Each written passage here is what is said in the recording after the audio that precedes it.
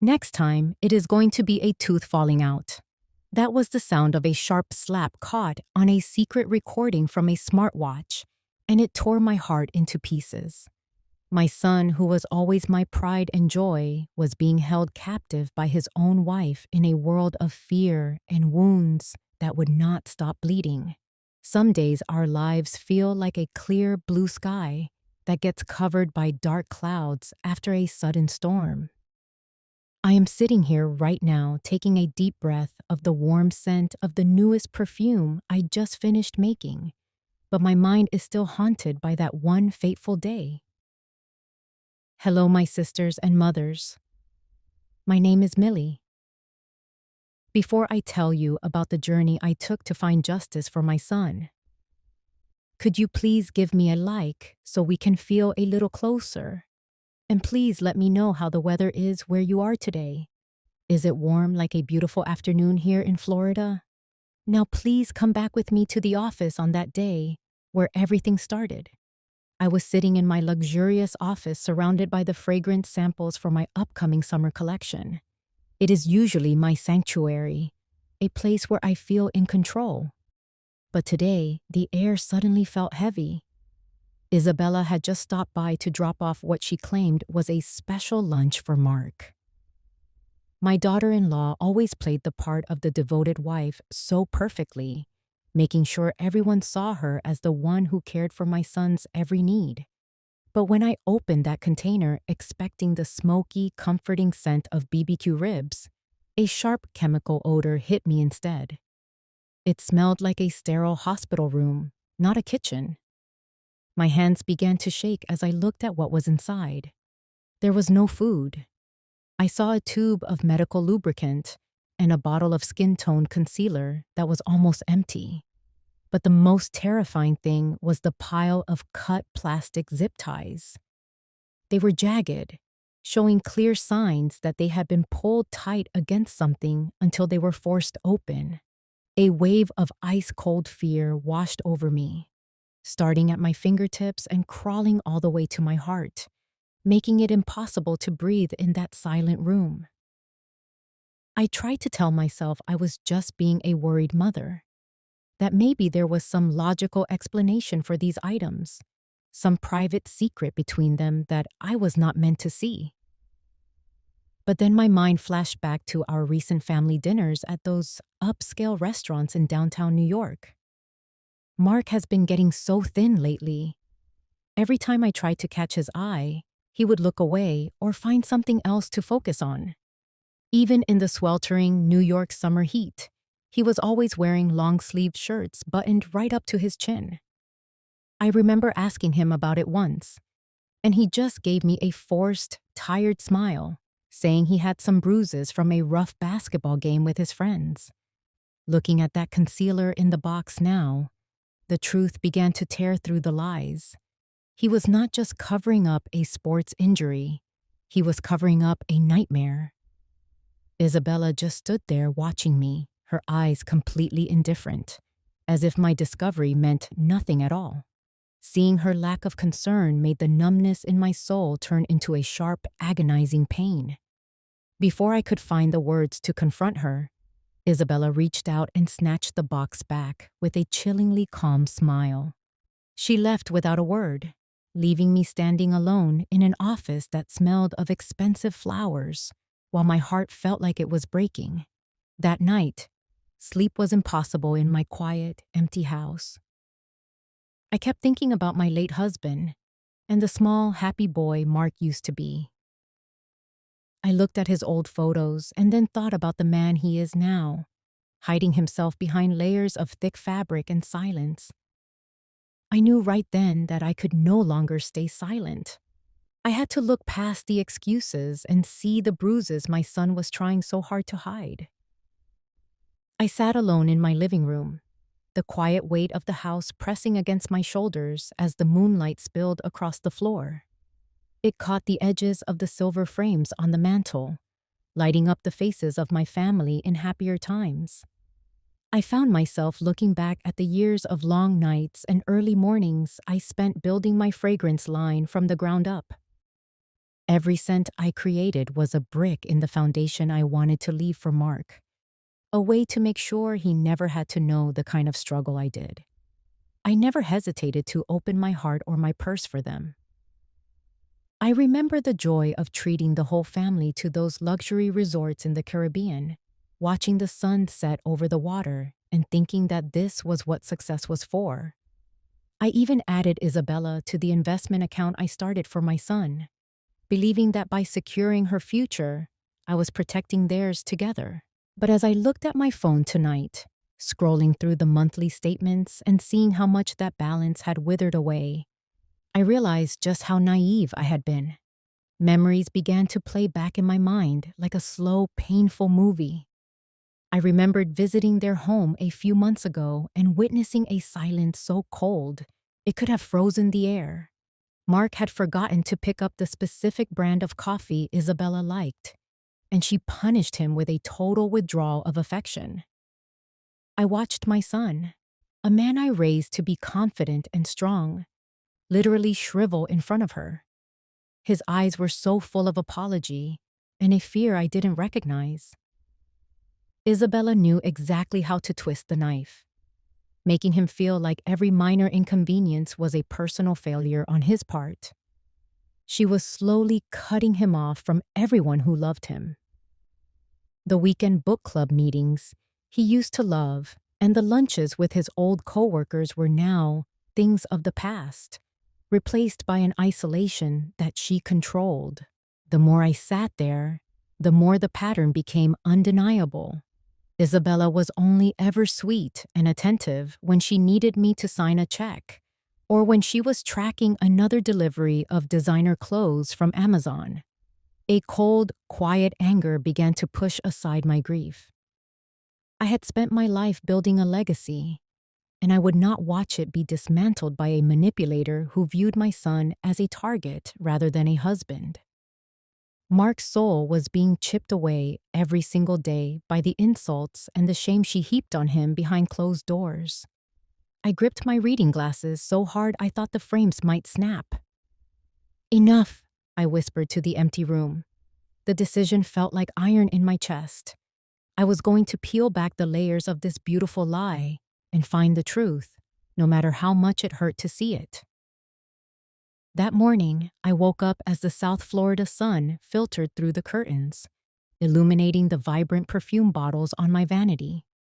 Instead of burying myself in worries about the rising cost of living due to the inflation of these recent years, I decided to dedicate this entire day to myself. I slipped into my comfortable Skechers, feeling that gentle arch support that was a small gift I bought for myself on Amazon last week. I strolled to the familiar Barnes & Noble, breathing in the scent of new paper as I picked out a book about tropical flowers. The feeling of walking freely without constantly worrying about a complaining call from Isabella really felt like a cool breeze blowing through my tired soul. After enjoying a hot cup of tea, I picked up the phone and called Sarah, a dear friend from my days in the church choir whom I had not contacted since after the COVID-19 pandemic. Sarah's voice was still as warm as ever as she reminded me of the evenings we spent baking together and laughing at small troubles. Opening up and sharing my anxieties about Mark made the burden on my shoulders feel so much lighter. Sarah insisted she would always stand by me, and it was this connection that woke up a long-forgotten hope. I realized that to protect my son, I first had to be a strong mother, full of life, and no longer alone in the dark shadows of fear. I stopped by a health store to buy some calcium and vitamin D to take care of my joints, because I knew the journey ahead would require a lot of endurance. That afternoon, I sat quietly in my small garden, hand pruning the jasmine bushes and feeling the pure fragrance spread through the air. This peace was not an escape, but a gathering of energy for what was to come. I looked at the picture of Mark on the table, and his childhood smile reminded me of my mission. I was no longer a passive mother just watching from afar. A quiet but determined plan began to form in my mind. amidst the chirping of birds and the brilliant colors of the sunset. That peace did not last long before the phone on the table suddenly vibrated, displaying the name I both hated and feared. Isabella. She was not calling to check on my health, but to begin a new calculated play. I took a deep breath, preparing to face the first battle of wits.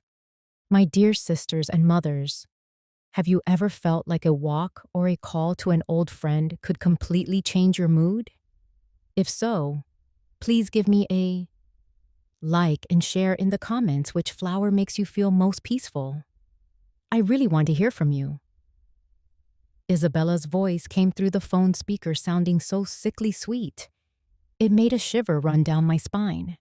She started with the usual pleasantries, asking if I was doing okay, and claiming that she and Mark had just been talking about how much they worried for me. I sat myself down in my familiar lazy boy recliner, gripping the padded armrest tightly to keep my hands from shaking and my voice from betraying my nerves. It did not take long for her to steer the conversation toward money. She began complaining about how the utility bills were skyrocketing lately and how there were so many unexpected expenses cropping up for Mark's health. I sat there listening to her honeyed words while my heart felt heavy with the bitterness of her deceit. I could see right through the act. She was playing the role of the poor struggling victim, a devoted wife, who was just exhausted from trying to keep everything afloat for her family. But I knew the truth now. She was not struggling. She was calculatedly draining the investment accounts I had spent decades building for my son's future. I know you understand, Mom. Mark has been so tired and weak lately. She continued, her tone dripping with a fake kind of compassion meant to pull at my heartstrings. She suggested it might be some long-term lingering effect from the pandemic or just the stress of life. I looked down at my own hands, remembering the sight of those bruises on my son's arms and those disgusting plastic zip ties I had found in the box. Instead of softening and opening my checkbook like I usually would, I kept my response short and direct. I told her I understood things were tight, but that I was currently rebalancing my own business budget for the perfume line and could not transfer any extra funds this month.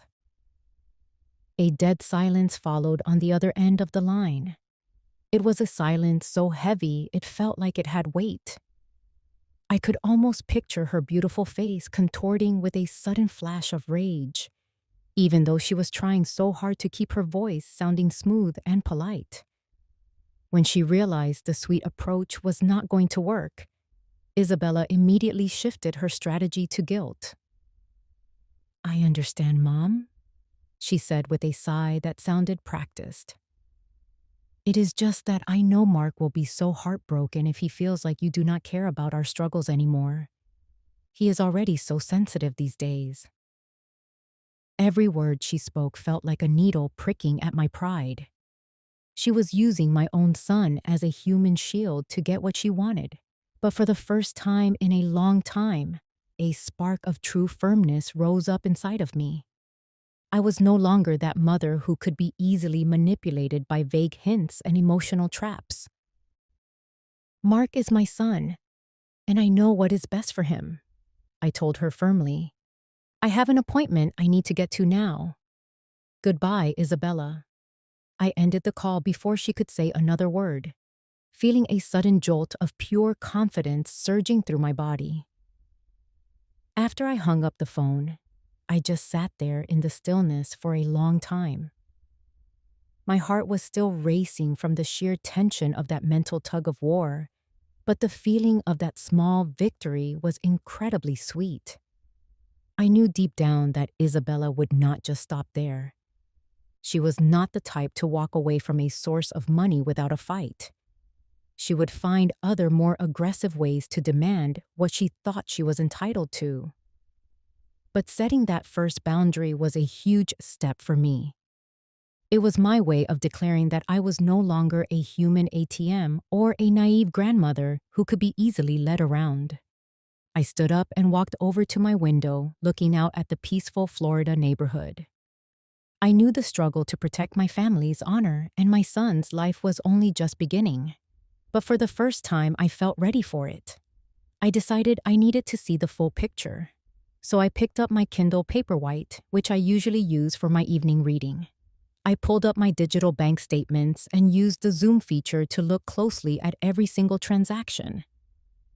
I saw numbers that did not make sense, suspicious withdrawals and transfers that had been happening right under my nose. Every missing dollar was a piece of evidence of her greed. This was not just about stealing money.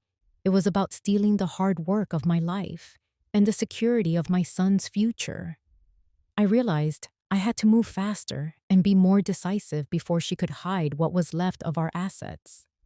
That evening, with a steady hand and a sharp mind, I began drafting a detailed email to my family lawyer to prepare for the legal steps I knew were coming. I thought I had a little more time to plan, but I completely underestimated how bold and desperate Isabella could be. A few days later, I was in the kitchen preparing a traditional American roasted chicken dinner for myself. The house was quiet until I heard the unmistakable metallic clicking of the lock on my front door. My heart stopped. She was using the spare key I had given her back when I still trusted her to just walk right into my home. The direct confrontation I had been dreading the most was happening right now much sooner than I ever expected. The door flew open with a violence that shook the very walls of my home as Isabella stormed into my living room like a brewing hurricane. All that fake sweetness I had heard on the phone was gone, replaced by a raw and ugly fury. Her face was flushed a deep mottled red, and her usually perfectly styled hair was a tangled mess around her shoulders. "What do you think you are doing?" She screamed, her voice shrill and piercing in the space that was once my quiet sanctuary. "Are you really trying to cut off our livelihood, right when we need it most?" I stood up so quickly that I accidentally pulled the lace tablecloth aside, knocking over one of my expensive perfume samples from the side table. The glass shattered and a heavy, concentrated scent of musk and jasmine filled the room immediately, making the air feel thick and suffocating. I felt a sharp jolt of fear at first because I had never seen her this unhinged, but it was quickly replaced by a cold anger I had been holding back for far too long. "Do you think you can just walk into my house without knocking, Isabella?" I asked her. My voice was as cold as ice, as I forced myself to stand tall on my wooden floor even though my legs felt like they might give way beneath me. She did not even bother to answer me.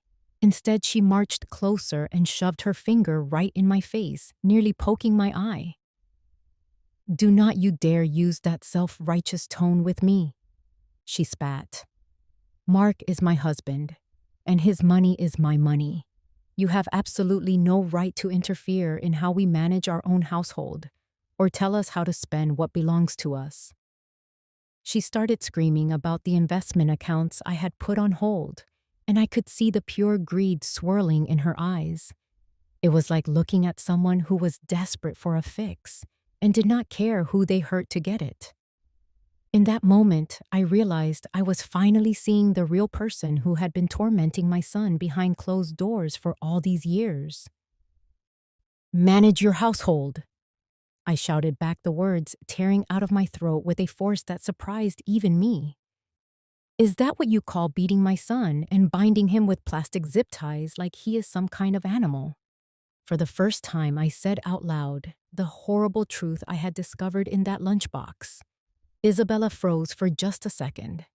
A flash of genuine surprise crossed her face, but it was gone in a heartbeat, replaced by a mocking and defiant smirk that made my blood run cold.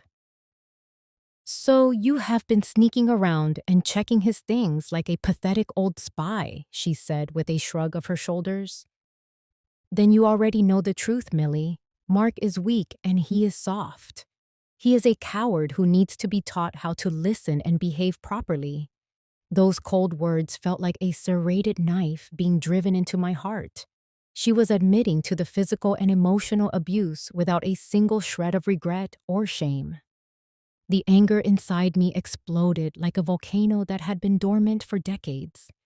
I started listing every single sacrifice I had ever made, from the long nights building my perfume business to making sure their needs always came before my own comfort.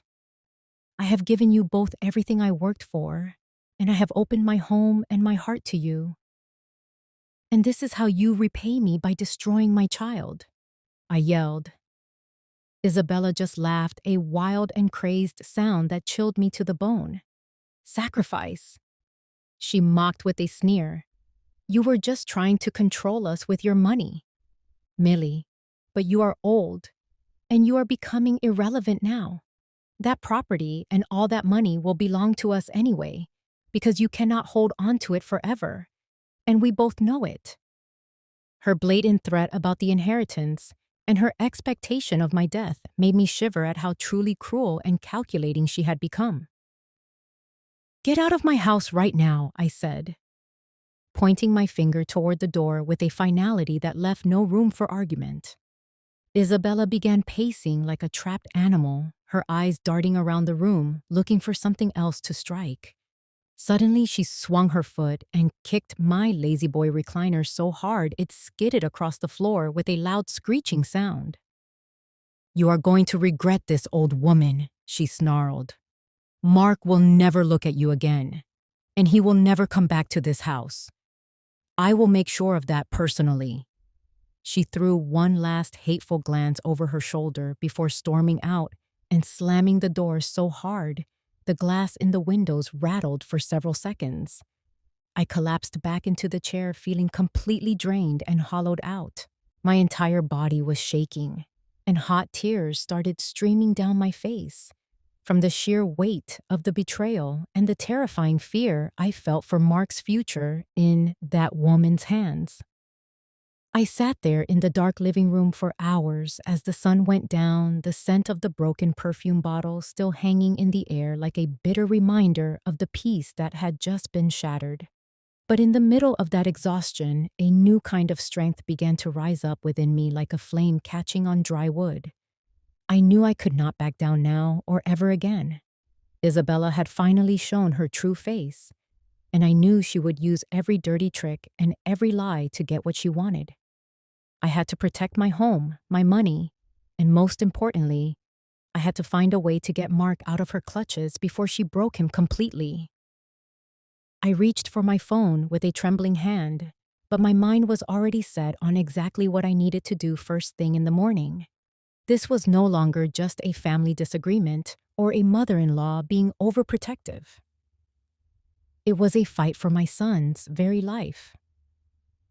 As the first light of dawn began to peek through the curtains, I refused to let myself be weak for another minute. I knew Isabella's threats were not just empty words, and that she was capable of anything. To deal with someone that violent and that greedy, I needed a defense system that was stronger than just words, and better than just a locked door. I began making the calls to the people who could help me build a fortress of safety for myself and for Mark, and I promised myself that I would not stop until we were both truly free from her shadow. The next morning, I did not go to my perfume office, as I usually do, because my priorities had shifted toward survival and protection. Instead, I drove straight to the office of Mr. Henderson, a lawyer specializing in elder law, whom I have known for years. Sitting in that room, filled with the scent of old paper and heavy oak wood, I recounted the entire ordeal from the discovery of the lunchbox to Isabella's violent threats. Mr. Henderson listened with a grave expression, his weathered hands taking careful notes on every detail. Having a legal expert by my side made me feel like I was no longer a panicked and lonely mother, but a woman taking firm steps to protect what is right. The very first thing I did after that meeting was change every single lock on my house. I hired a locksmith to replace the hardware on every door from the front entrance to the back porch, ensuring that the spare key Isabella held was now nothing more than a useless piece of metal.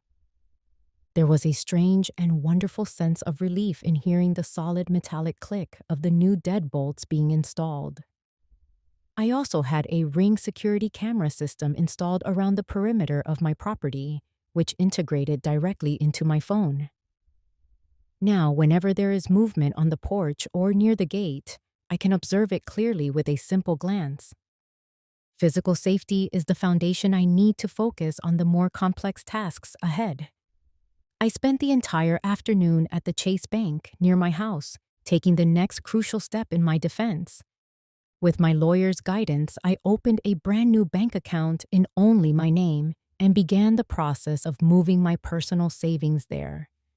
I also executed the legal paperwork to revoke every power of attorney I had previously signed for Isabella.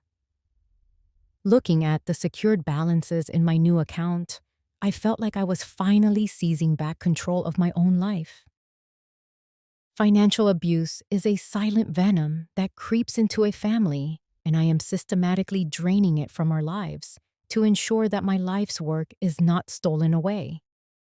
I then turned my attention to protecting Mark's vital documents to prevent any further tampering.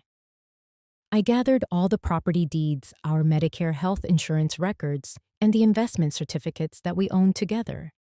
Instead of leaving them at home, where Isabella could break in and find them, I moved everything into a secure, safe deposit box at the bank. Each paper I tucked away felt like a piece of our family legacy being rescued. I know that Isabella will soon realize her financial supply has been cut off, but I am now prepared for her worst reactions with a mind that is clear and a heart that is decisive. Another essential step was cutting off all digital contact to stop the emotional manipulation. I blocked Isabella's phone number and even Mark's, which was a painful but necessary choice to prevent her from using his voice to guilt me. I also temporarily deactivated my social media accounts, where she often tracked my daily schedule through my photos at restaurants or church functions. Creating this quiet space has given me the room I need to think logically without constant interference. I feel as though I am building a mental fortress where her insults and threats can no longer penetrate. I have started keeping a detailed journal of every event from our meetings to the evidence I uncover. Mr. Henderson told me that specific details will be my best weapon in the eyes of the law. Every line I write down is not just evidence, but a way for me to release the built-up frustration in my soul. I remember the days after Hurricane Ian devastated Florida, and how we had to be resilient while cleaning up and rebuilding from the ruins. My current situation feels very much the same as I clear away the wreckage of broken trust to build a life that is safer and more peaceful for both myself and my son. By the end of the day, as I sat alone in my living room with the security lights glowing brightly outside, I felt the first real sense of peace in a long time. The fear that used to paralyze me has been transformed into strategic action, giving me a feeling of total control. I know Isabella will not sit still, but my fortress is strong. I looked down at the smartwatch on my wrist, which was the gift I had intended for Mark, and I knew I was moving in the right direction.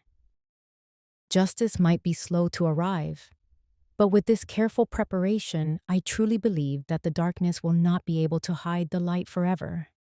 While I was busy with these protective steps, a warm hand unexpectedly reached out from a place I least expected. The gentle knock of my neighbor on my door that afternoon opened a new chapter, reminding me that there is still so much kindness and empathy in this world, waiting to stand by my side. Mrs. Robinson, who has lived across the street from me for over 10 years, came over today carrying a plate of warm golden cornbread.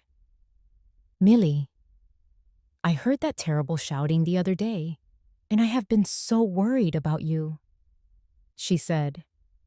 Her eyes filled with a sincere kindness that I had almost forgotten existed.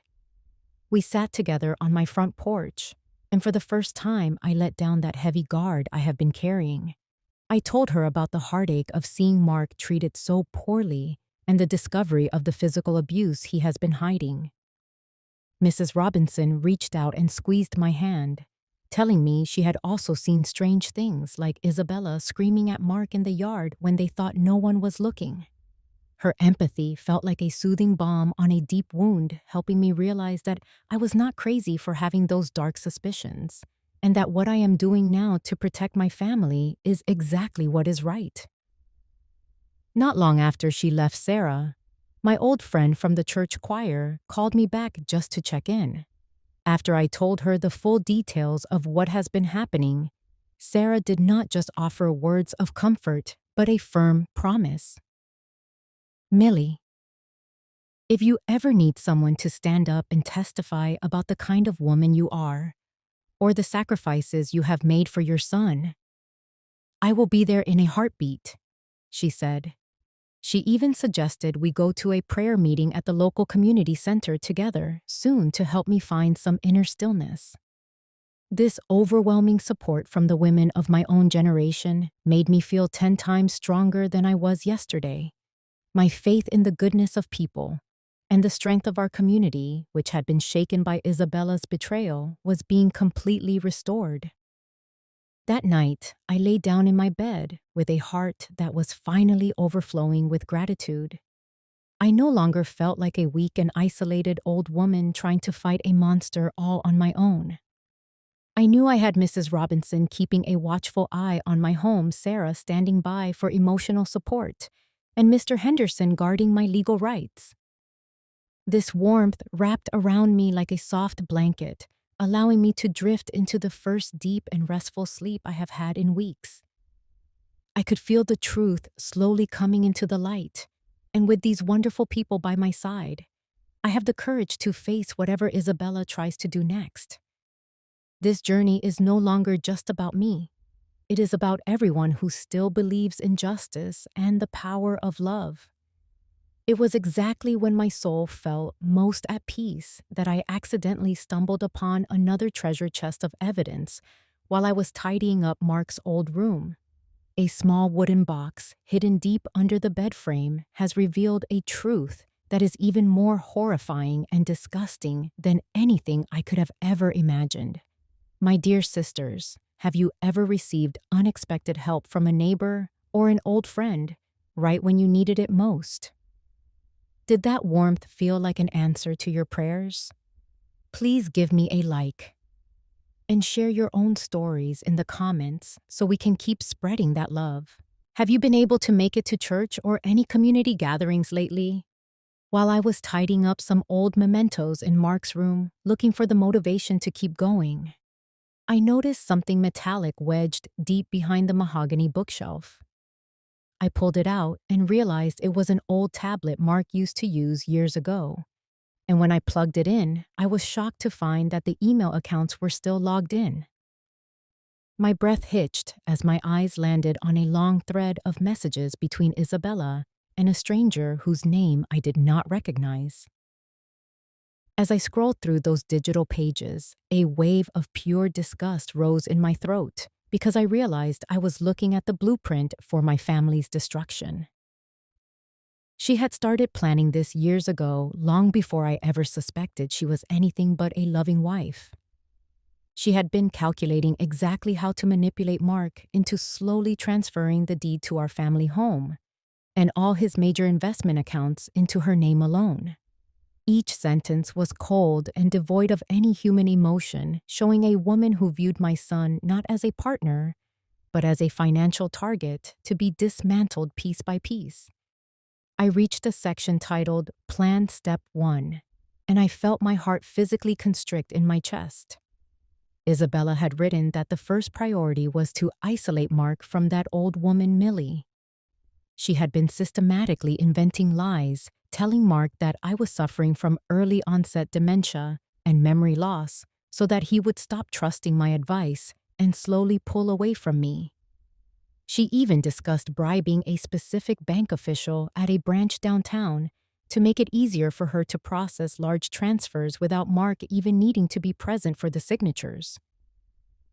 My hands began to shake uncontrollably as I read this because I realized this was not some impulsive mistake, but a professional campaign of financial theft. She had preyed on my son's loyalty and my own status as a widow who just wanted her family to be happy. The pain of this betrayal tore through my soul once more, but this time it came with a terrifying and absolute clarity. Deeper in the files, I found several drafts of forged wills that she had already prepared, just waiting for a moment when Mark was at his most vulnerable to pressure him into signing.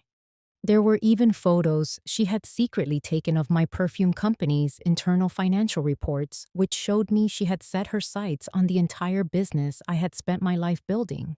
Seeing the raw truth of her intentions made every last bit of my hope for her to change vanish forever. Isabella was a predator hiding in plain sight, dressed as a family member. I immediately began using my own phone to photograph every screen and every message, my fingers trembling, but my will becoming as hard as iron. I knew this was the secret weapon I needed to protect my son and my legacy in a court of law. I also discovered that Isabella had been secretly taking out massive loans in Mark's name to fund a lifestyle of luxury items and private trips that I never even knew about. She had hidden all the past due notices and collection letters in a password-protected folder where the password was simply her own birthday. It was an arrogance that felt almost laughable if it were not so destructive. My poor Mark must have been under an incredible amount of pressure, seeing his family finances crumbling without ever understanding why it was happening. This financial abuse had pushed him into a state of total dependency on the very person who was tormenting him. The more I uncovered, the more I felt a deep and visceral loathing for the greed of the woman my son called his wife. I did not wait a single minute more and sent the entire file to Mr. Henderson with the subject line marked as critical evidence. When I finally hit that send button, I felt a strange and powerful sense of relief wash over me. The final pieces of this dark puzzle had finally been locked into place, and the truth was now standing out in the open. There was no way left for Isabella to lie her way out of this once the law saw what I had seen. I sat in the silence of Mark's old room for a while longer, letting the familiar scent of old wood comfort me. I understood that the road ahead would be difficult, but with this truth in my hand, I felt an unshakable strength. I was not just going to rescue my son. I was going to demand justice for everything she had tried to ruin. Exhausted from facing this horrifying reality, I walked out to the corner of my garden where there is a stone bench that holds all my memories of my late husband. In the quiet space of the sunset, I needed to find strength from my roots and from the love of the man who is gone to give me the courage I need for the final battle that is coming. I sat quietly on the stone bench beneath the old oak tree, the very spot where my husband Robert used to spend every Sunday morning reading the paper. The faint scent of magnolia blossoms drifted on the breeze, pulling me back to those early years when we were first building our home together. I closed my eyes and let myself imagine he was sitting right there beside me, his warm, steady hand resting on my shoulder just like it always did. "Millie, you have always been the strongest woman I know." His deep voice seemed to echo from the past. Memories of Robert's endless love and his unwavering integrity began to warm my soul, which had grown so cold from the betrayal I have faced. It reminded me of the true value of the family we worked so hard to build. I thought about the lessons from my parents, people who survived the Great Depression with nothing in their pockets, but never once lost their dignity. They taught me that honor is a treasure far more precious than any amount of money, and that our greatest duty is to protect those we love at any cost. I remembered how Robert fought so bravely against his illness in those final years, and that memory gave me a fresh surge of power. I am not just fighting for Mark now. I am protecting the legacy and the good name that Robert left behind. His determination has seeped into my very cells, washing away the exhaustion and the fear that had started to settle in. A sense of complete peace washed over me as the sunset began to fade into the evening. I stood up, smoothed out my dress, and looked toward our home where the warm yellow light was glowing from the windows.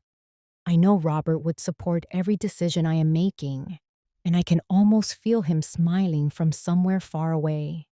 The spiritual strength I found in my roots has made my resolve to fight until the very end unbreakable. I will not let Isabella stain this house for one more second.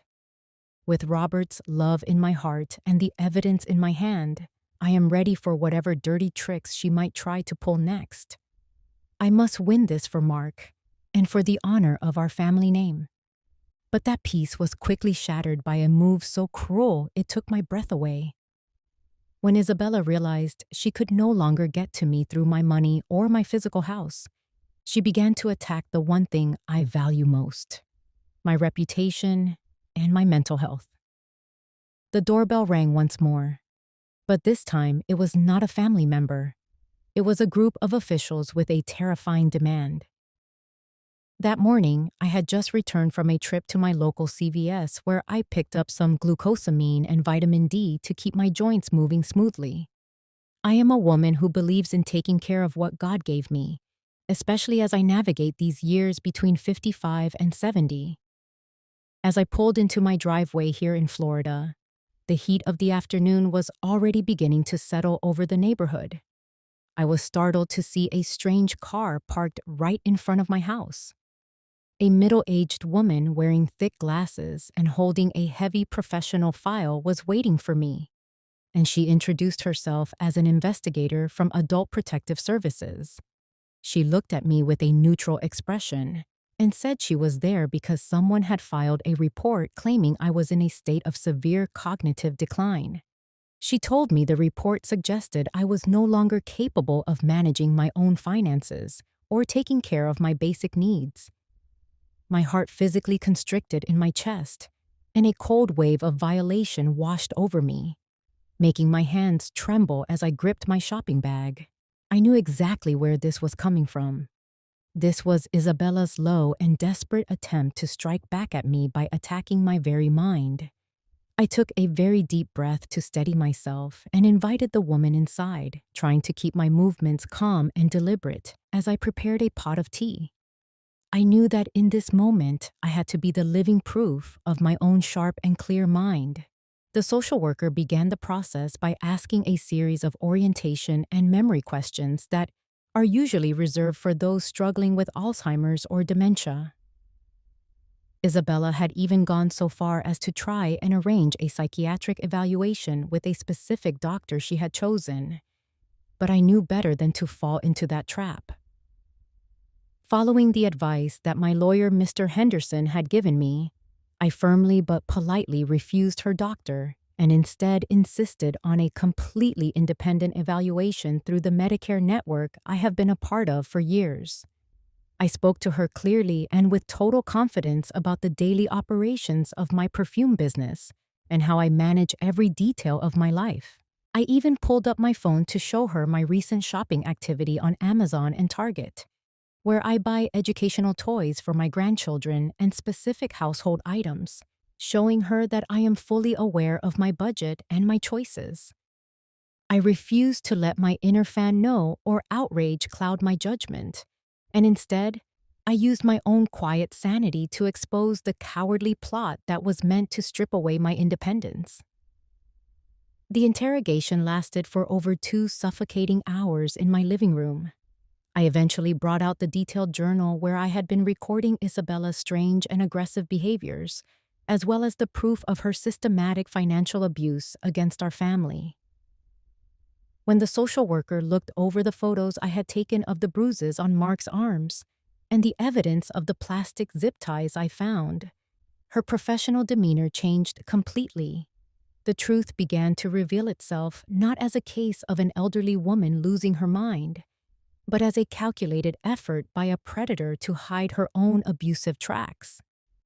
I felt a powerful sense of relief as I watched her take rigorous notes on my testimony, her face growing more serious with every piece of evidence I provided. I had stood my ground against this attack on my mental health, and I had not crumbled under the weight of her lies. Before she left the house, the social worker apologized for the intrusion and assured me that they would now be looking much more closely into the person who filed the false report. I walked her to the door and watched her car disappear down my Florida street, feeling a new level of strength solidifying inside of me. Isabella had completely underestimated me because she thought an older woman would be easily frightened by bureaucracy and official questioning. She forgot that I am a woman who has survived through economic hardships and witnessed the power of natural disasters like Hurricane Ian, and still kept my home standing.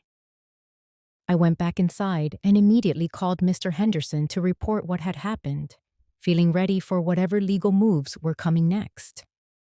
No one was going to use a web of lies to take away my dignity or my freedom.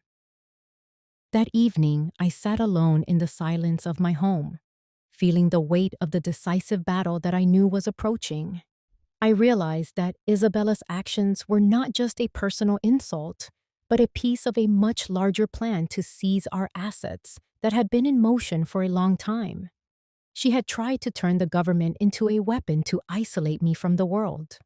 However, her plan had backfired because this unwanted check had actually created an official medical record confirming that I am completely sane and mentally fit. This record would become a massive advantage for us when we finally walked into a courtroom. I allowed myself a small smile because I felt the sense of safety and control returning to my house.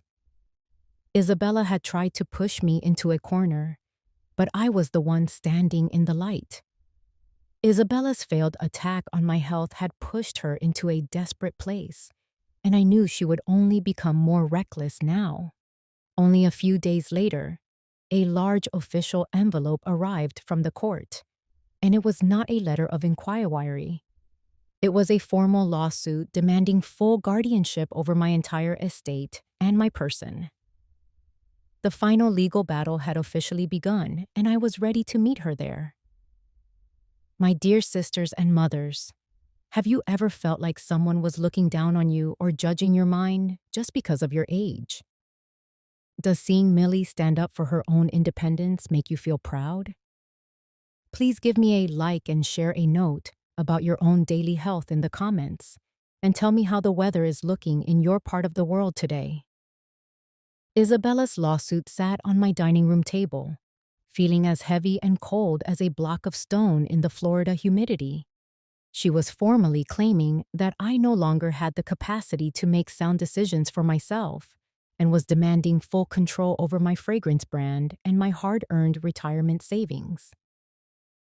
Mr. Henderson spent the entire afternoon with me in my living room, carefully going over every piece of our strategy. We reviewed everything from those horrifying audio recordings caught on the smartwatch to the long list of suspicious bank transfers and forged documents we had uncovered. I felt a strange and powerful sense of stillness settling over me. The initial anxiety that had kept me awake for so many nights was now replaced by a deep readiness to stand up for the truth. We were no longer just trying to hide or defend ourselves. We were preparing to lay out the facts exactly as they were. Just one day before the court date, Isabella's lawyers sent over a last-minute mediation proposal. They wanted me to transfer 50% of my company shares to Isabella and Mark immediately in exchange for them dropping the guardianship lawsuit and letting me retire in peace. It was a ridiculous and deeply insulting offer. Isabella still believed she could use psychological pressure and the threat of a long legal battle to force me into giving up the legacy I had built with my own sweat and tears. I looked at Mr. Henderson and simply shook my head without a second thought. I told him that there would be no mediation and no deals. I would rather stand before a judge and expose her true nature than let her spend another minute draining the life and the resources out of this family. I was finished with making compromises for someone who only saw me as a target. On the final night before we went to court, I stayed up late reviewing my testimony and looking back on everything that had led to this moment. I remembered the years of working late into the night to build a life where I could provide for Mark and even Isabella. I thought about the many times I had funded their luxury Caribbean cruises and the family trips to Disney World, always being the one to make sure everyone was happy and taken care of. I thought about the simple things too, like the comfortable Skechers shoes I had bought for myself, or the books I enjoyed, realizing that my hard work was meant to provide peace, not to fund a predator's greed. Isabella's betrayal was not just about the money she tried to steal. It was a total violation of the kindness I had shown her for years. I felt the warmth of the support from Mrs. Robinson and Sarah, who had both promised to be there in the courtroom to stand behind me. The quietness in my house that night did not feel lonely. It felt like the weight of true conviction. I was finally ready to face the person who had brought so much fear into our lives.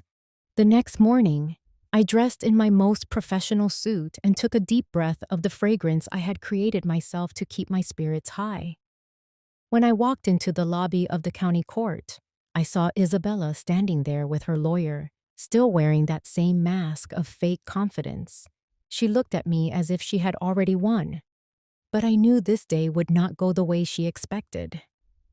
I felt the presence of my late husband Robert in my heart, and I knew I was carrying the honor of our family name into that room. I was no longer a victim, and I was no longer afraid. I walked toward the courtroom doors with my head held high, ready for the truth to finally set us free. The courtroom was filled with a heavy, formal silence that felt like it was pressing against my chest as I sat there on the polished mahogany bench. The only sound was the sharp, dry crack of the judge's gavel as he called the session to order, a sound that seemed to echo through the high-ceilinged room. I kept my back straight and my eyes fixed forward, refusing to look at Isabella, even though I could feel her presence just a few feet away. When it was her turn to speak, she put on the performance of a lifetime. She stood there in a conservative dress, dabbing at her eyes with a handkerchief, painting a picture of me as a confused, elderly woman who had become prone to angry outbursts and dangerous lapses in memory. She spoke about her concern for the family business and claimed she was only doing this out of love to protect me from my own supposed decline. I watched her lips move and heard her lies fall one after another, but I stayed calm.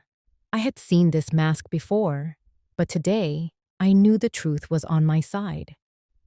When Mr. Henderson stood up, he did not start with a long speech or grand gestures. He moved with a quiet, deliberate authority that immediately shifted the energy in the room. He began by presenting the physical evidence we had gathered so meticulously. He displayed the bank statements from Chase showing the secret, massive transfers Isabella had made to accounts I never knew existed. He showed the court the receipts for luxury items and trips that had nothing to do with my son's well-being. Then, he moved to the medical reports. I had to look away when the photos of Mark's bruises were projected onto the screen. Seeing those dark marks on his skin in such a public setting made my heart ache all over again. But the silence that fell over the courtroom was different now. It was the silence of people finally seeing the reality behind the beautiful facade Isabella had built. The turning point of the entire trial came when Mr. Henderson introduced our secret weapon.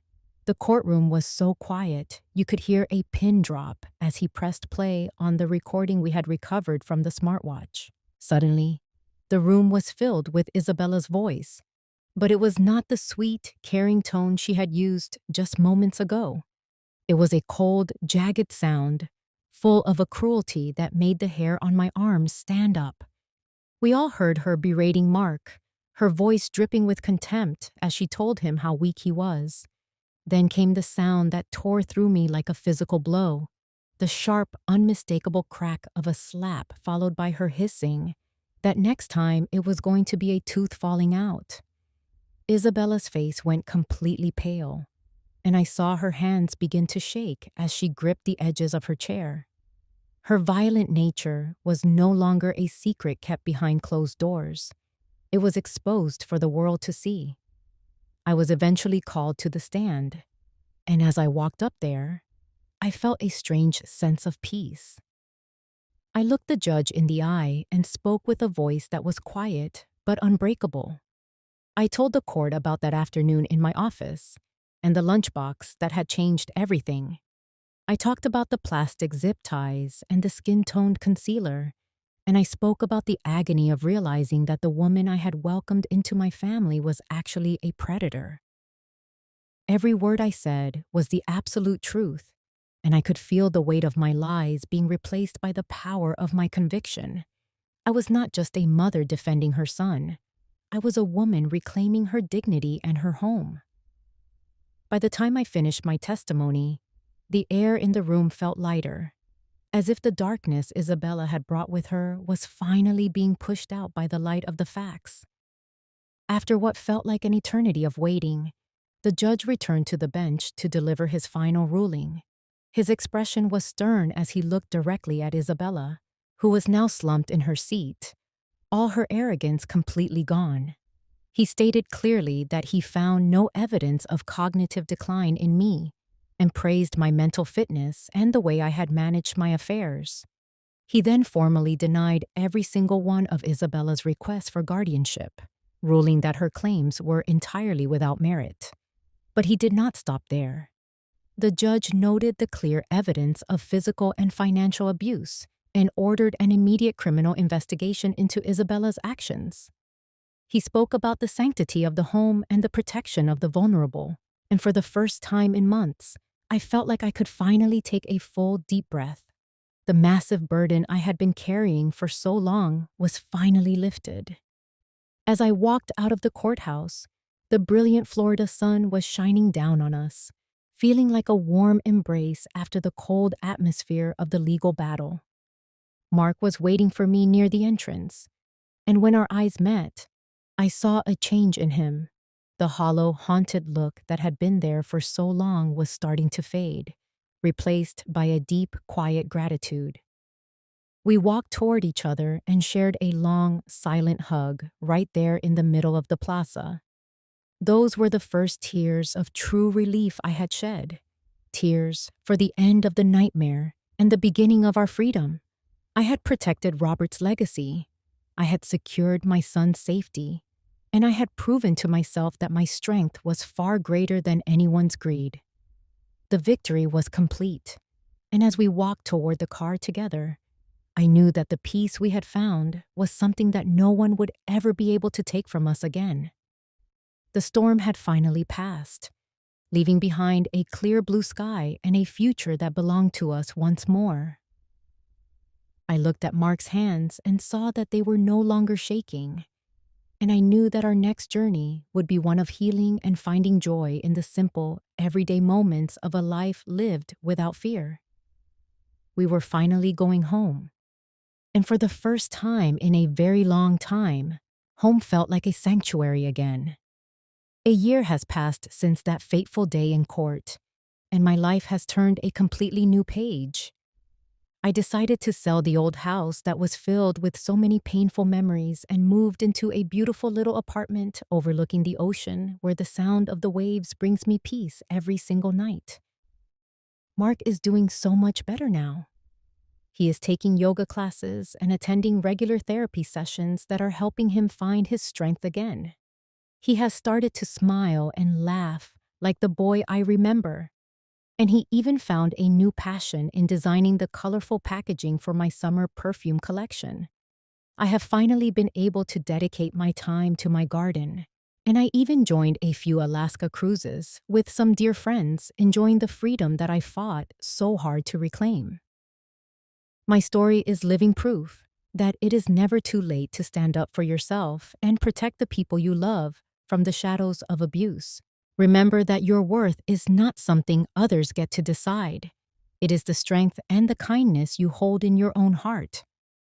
My dear listeners, please never let silence swallow your happiness, and always keep believing in the light of justice and the power of love. As I close this journey, I want to leave my sisters and mothers with one final thought. We are the keepers of the flame in our families, But never forget that the flame itself needs to be nurtured with respect and protection. Be strong like Millie, because every one of us deserves a peaceful and happy new beginning. Goodbye for now, and I wish you all a deep and lasting peace in your souls. Thank you for sharing this time with me. It means so much to have you here. If this story touched your heart, please subscribe and share it with a sister who needs to hear it. We are never alone when we stand together. Stay strong, keep your light shining, and stay blessed until next time.